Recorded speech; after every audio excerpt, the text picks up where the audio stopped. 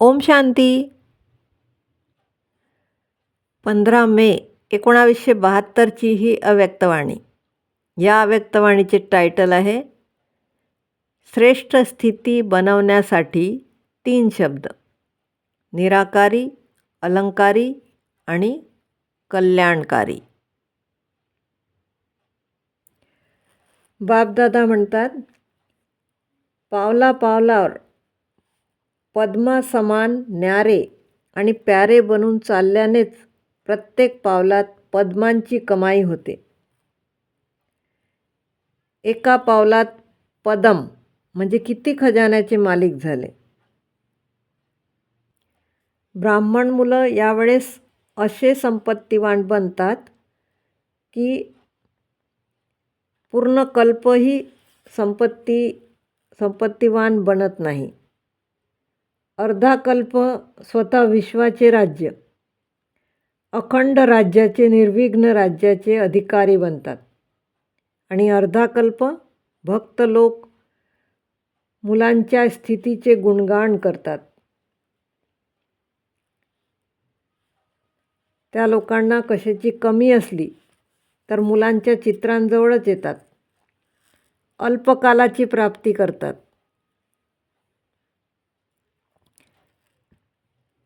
आणि आपली कमी कमजोरी मिटवण्याचा प्रयत्न करतात. बापदादा म्हणतात, असे पाहायला पाहिजे, असे समजायला पाहिजे की हेच ते विश्व होते ज्याचे आम्ही मालिक होतो. पण आज काय हाल झाले. आता पुन्हा विश्वाचा मालिक आम्हाला बालक बनवून आमच्या विश्वाला मालामाल बनवत आहे, संपत्तिवान बनवत आहे, नेहमी सुखी बनवत आहे. या नशेमध्ये स्थित होऊन राहायचे आहे.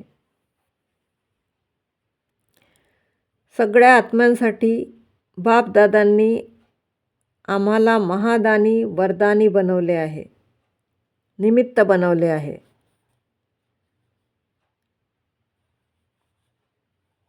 जे महादानी व वरदानी असतात त्यांच्यासमोर कोणीही आले तरी काही ना काही घेऊन जातात, खाली हात जात नाही.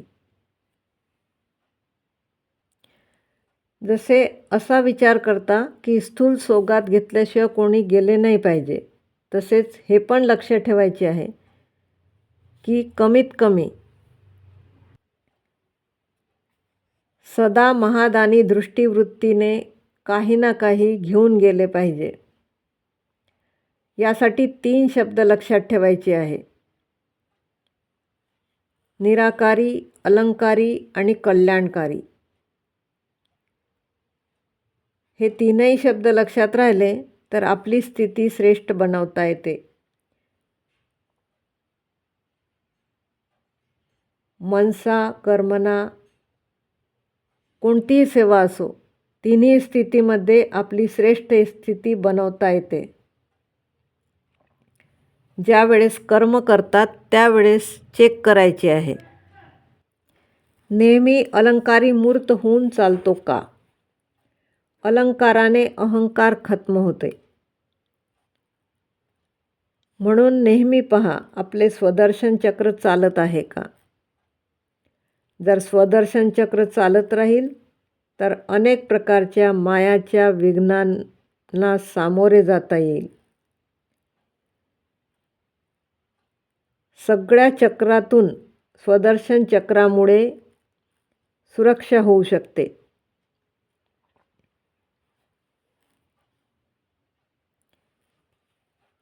हे अलंकार धारण केल्याने स्वतःला नेहमी वैष्णव समजता येईल. भविष्यात तर विष्णुवंशी बनणार आहेत, पण आताही वैष्णव बनायचे आहे. विष्णूच्या राज्यात विष्णुवंशी बनतील. म्हणजेच कोणत्याच अशुद्ध गोष्टीला स्पर्श करायचा नाही. श्रेष्ठ आत्मा नेहमी वैष्णव म्हणजेच तमोगुणी संकल्प वा तमोगुणी संस्कारांनाही स्पर्श करू शकत नाही.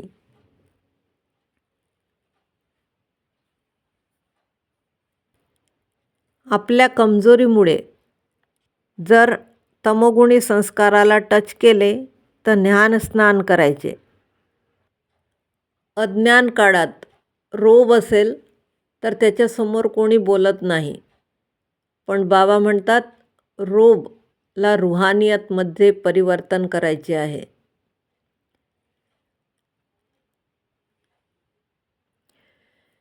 नेहमी पाहायचे आहे की आपली जी महिमा गायली जाते त्या महिमेयोग्य बनले आहे का. एकेका गोष्टीत पाहायचे आहे, मर्यादा पुरुषोत्तम आहे का, संपूर्ण निर्विकारी, संपन्न, संपूर्ण अहिंसक,